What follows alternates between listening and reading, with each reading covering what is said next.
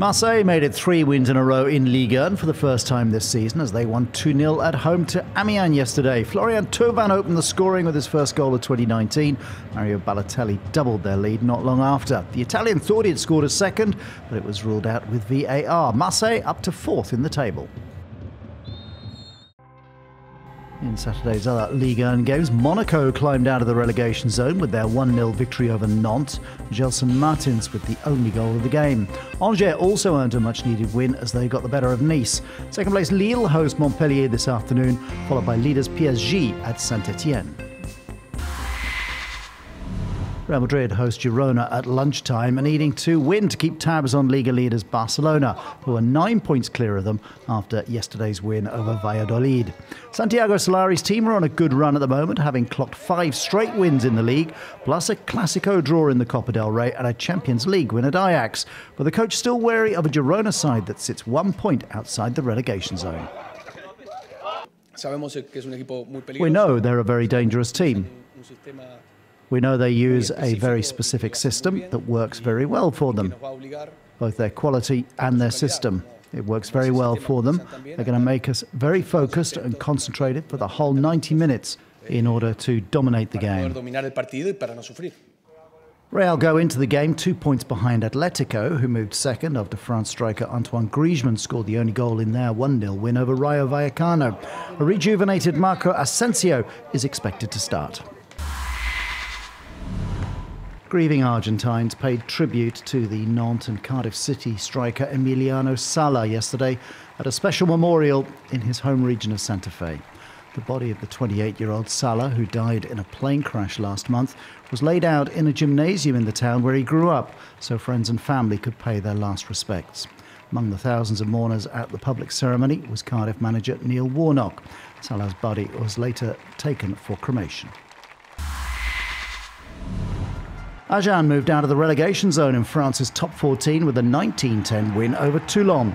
Captain Antoine Miquel opened the scoring for the hosts early on to give them hope in this relegation battle.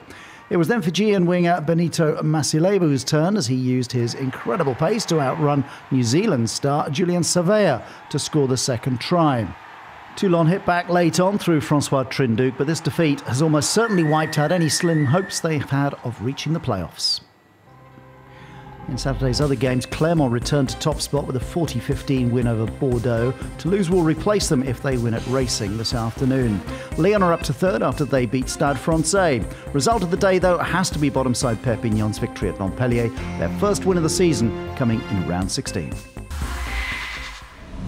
Another day, another brilliant performance from Mikaela Shiffrin, who fought off the effects of a lung infection to seal a 4th successive slalom World Championship title in Ari.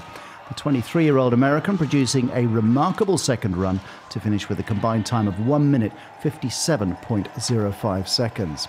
That was over half a second quicker than home favourite Anna Sven Larsson.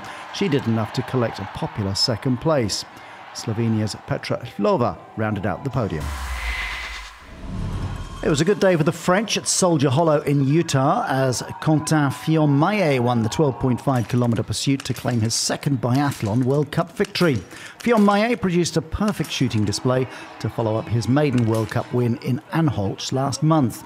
Sprint winner Vettel Sjastad Christiansen was second, finishing 25 seconds back, while Simon Détieux underlined France's day by taking third.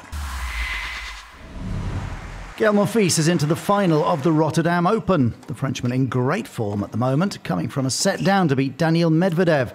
A little bit of revenge for the defeat the Russian handed him last Sunday in the final in Sofia. Monfils previously reached the final in Rotterdam in 2016.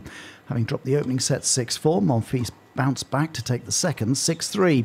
The 32-year-old then broke in the penultimate game of the third set, served out the win a game later, 6-4 in the decider. Monfils will face Stan Wawrinka in today's final. The former world number 3 shaking off the effects of injury that have seen him drop to 68 in the world as he battled past top seed Kei Nishikori. Wawrinka into his first final since losing to Rafa Nadal at the French Open in 2017. Grueling match this one, lasting well over 2 hours. Wawrinka landing 35 winners to take it 6-2, 4-6, 6-4. Now aiming to add to the title he won in Rotterdam in 2015. Lucas Di Grassi came through to win the fourth round of this year's Formula E Championship in Mexico City. The race started with a big shunt between Nelson Piquet Jr. and Jean-Éric Vergne on lap 3. But the battle up front was between Di Grassi and longtime leader Pascal Wehrlein, whose car ran out of energy just before the line. Great day for Di Grassi, not the best for Wehrlein, who was later given a 5-second penalty for cutting turn 4 in the final lap, which dropped him to 6th. Toyota's Ott Tanak takes a 54-second lead into the final day of the Rally of Sweden. With overnight leader Timo Sunninen forced to retire after hitting a tree, the Estonian picked up 3 stage wins and will head into today almost a minute ahead of Andreas Mikkelsen. The Norwegian himself is under pressure from Citroen's Esa-Pekka Lappi, who sits just 0.4 of a second back in third, while Mikkelsen's Hyundai teammate Thierry Neuville is a further 3 seconds back in fourth.